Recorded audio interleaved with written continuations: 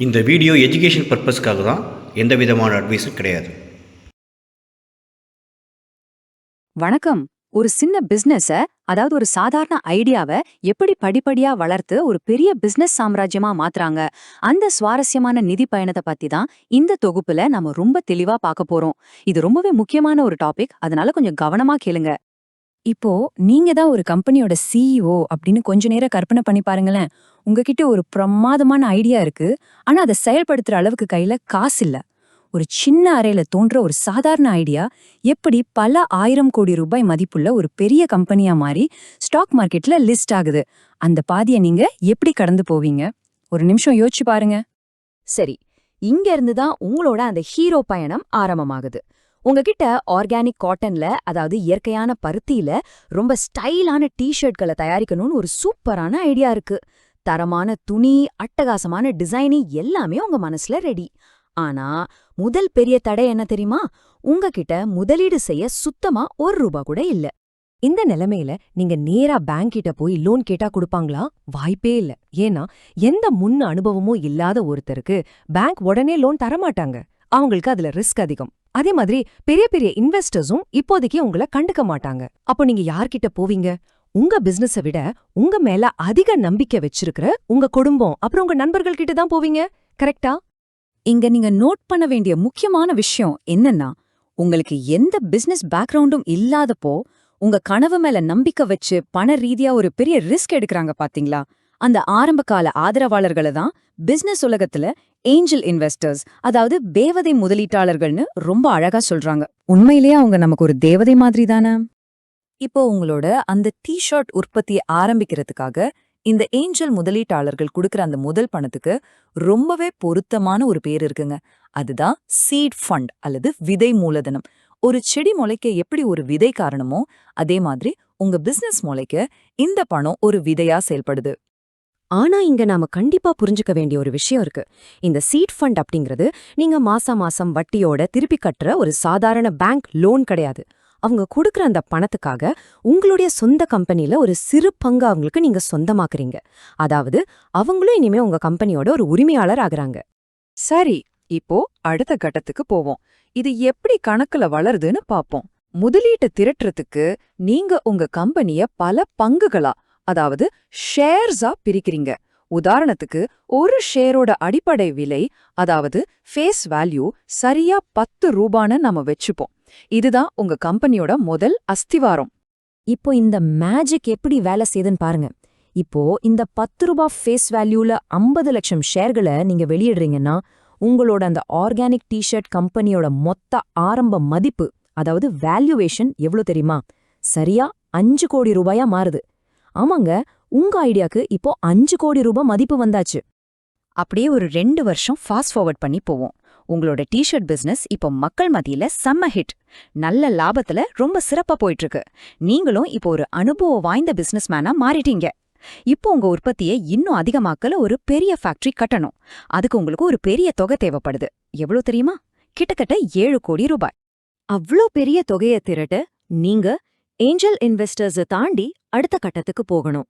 உங்களுடைய வெற்றி பெற்ற இந்த பிசினஸ் மாடலை எடுத்துக்கிட்டு ஒரு வென்ச்சர் கேபிட்டலிஸ்ட், அதாவது சுருக்கமா விசி கிட்ட போய் உங்க திட்டத்தை சொல்லணும்.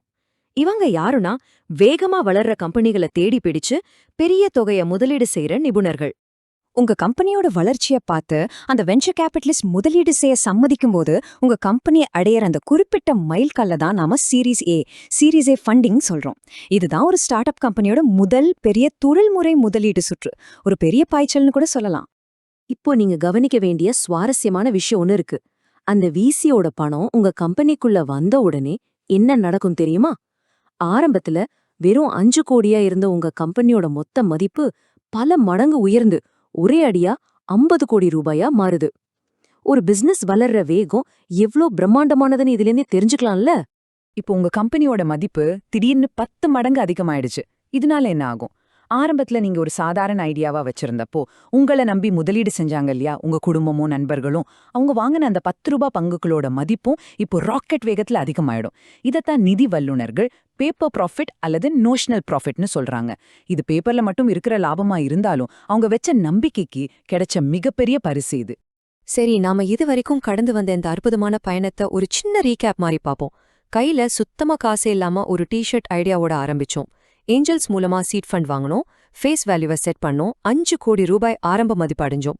அப்புறம் 2 வருஷம் கழிச்சு சீரீஸ் ஏ மூலமா விசி ஃபண்டிங் வாங்கி கம்பெனியோட மதிப்பா 50 கோடியா மாத்தி இன்னைக்கு வெற்றிகரமா வளர்ந்து நிக்கிறோம். எப்படிப்பட்ட ஒரு பயணம் பாருங்க.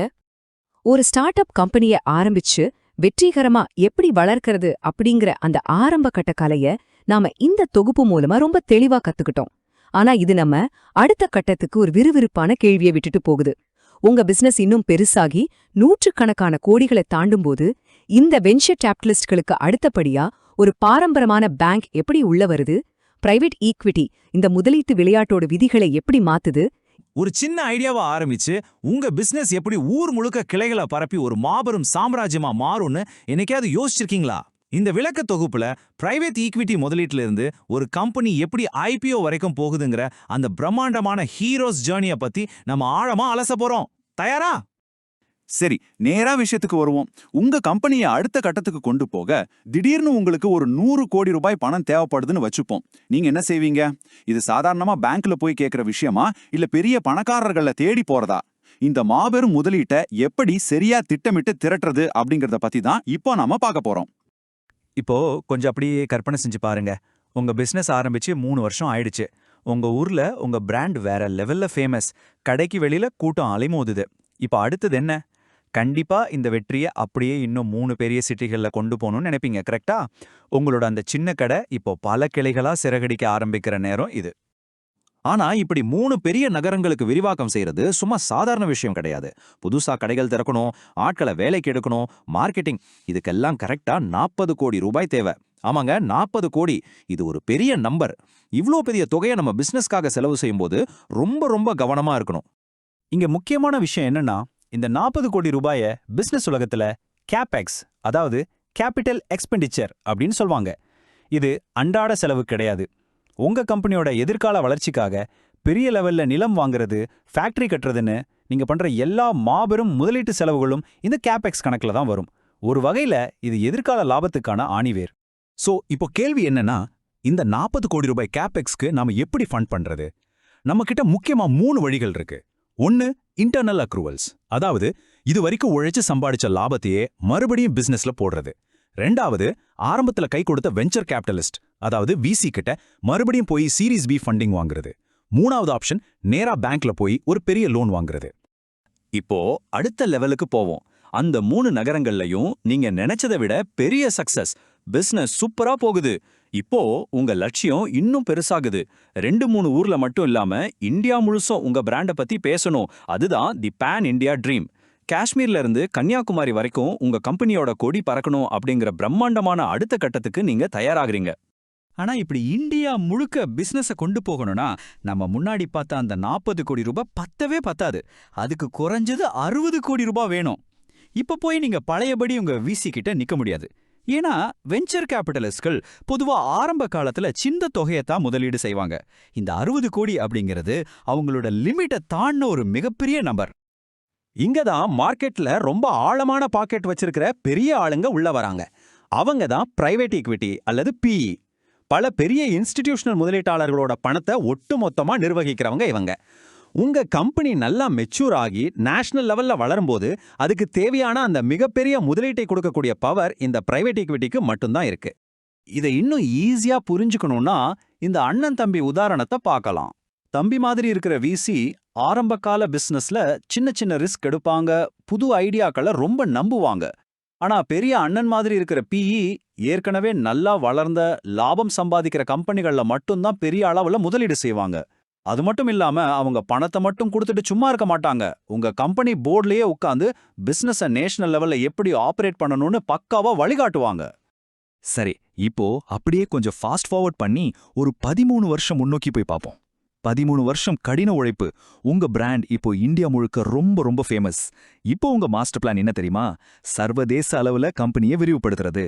உங்களோட அந்த சின்ன லோக்கல் கடை இப்போ உலகத்தையே ஜெயிக்க போகுது. இப்போ உலக அளவுல பிசினஸை விரிவுபடுத்தணும்னா உங்களுக்கு எவ்வளவு பணம் தேவைப்படும்? கொஞ்சம் கெஸ் பண்ணி பாருங்க. 200 கோடி ரூபாய். எக்ஸ்ட்ரீம்லி ஹியூஜ் இல்லையா? இவ்ளோ பிரமாண்டமான தொகையை எந்த ஒரு பிரைவேட் முதலீட்டாளரும் ஈஸியா கொடுக்க மாட்டாங்க. அப்போ இந்த 200 கோடியை எப்படி திரட்டுறது? நோவே, பிரைவேட் ஃபண்டிங்லாம் இதுக்கு செட் ஆகாது. இங்க தான் ஐபிஓ, அதாவது இனிஷியல் பப்ளிக் ஆஃபர் அப்படிங்கிற மாபெரும் கான்செப்ட் உள்ள வருது. இது ஒரு கேம் சேஞ்சர். இப்போ நீங்க பிரைவேட் இன்வெஸ்டர்களை தேடி போக போறதில்ல, நேரடியா பொதுமக்கள்கிட்டயே முதலீடு கேட்க போறீங்க. பொதுமக்களுக்கு உங்களோட கம்பெனி பங்குகளை வித்து அது மூலமா கிடைக்கிற பணத்தை வச்சு கம்பெனியை குளோபல் லெவலுக்கு கொண்டு போவீங்க. ஒரு சாதாரண சின்ன ஐடியா இன்னைக்கு ஸ்டாக் மார்க்கெட்ல ட்ரேட் ஆகிற ஒரு பெரிய சாம்ராஜ்யமா மாறுறது நிஜமாவே ஒரு கூஸ்பம்ஸ் மொமெண்ட் இல்லையா? இந்த முழு பயணத்தையும் ஒரு முறை சுருக்கமா திரும்பி பார்ப்போம். முதல்ல ஒரு சின்ன லோக்கல் ஷாப்பா ஆரம்பிச்சோம். 3 வருஷத்துல கேபெக்ஸ் மூலமா 3 சிட்டிக்கு விரிவாக்கணும். அதுக்கப்புறம் மாதிரி வந்த பிரைவேட் ஈக்விட்டி சப்போர்ட்டோட பேன் இந்தியா லெவலுக்கு வளர்ந்தோம். கடைசியா 13 வருஷத்துக்கு அப்புறம் ஒரு கம்பெனி உலக அளவுல வளர எப்படி ஐபிஓக்கு போகுதுங்கிறதையும் தெளிவா புரிஞ்சுக்கிட்டோம். ஒரு பிசினஸ் ஓனரோட அல்டிமேட் ட்ரீம் இந்த 4 படிகள்ல அடங்கிருச்சு. ஆனா இப்போ உங்க மனசுல மிக முக்கியமான ஒரு கேள்வி ஓடிக்கிட்டு இருக்கலாம். ஒரு கம்பெனி ஓனரா எப்படி ஐபிஓக்கு வர்றதுன்னு நாம பார்த்துட்டோம். ஆனா ஒரு சாதாரண முதலீட்டாளரா பொதுமக்கள் எப்படி இந்த ஐபிஓ மார்க்கெட்ல முதலீடு செய்யலாம்? இதனால நமக்கு என்ன லாபம்? ரொம்ப இன்ட்ரெஸ்டிங்கான கேள்வி இது. இத பத்தி நாம அடுத்த விளக்கப்பதிவுல இன்னும் ரொம்ப ஆழமா அலசுவோம்.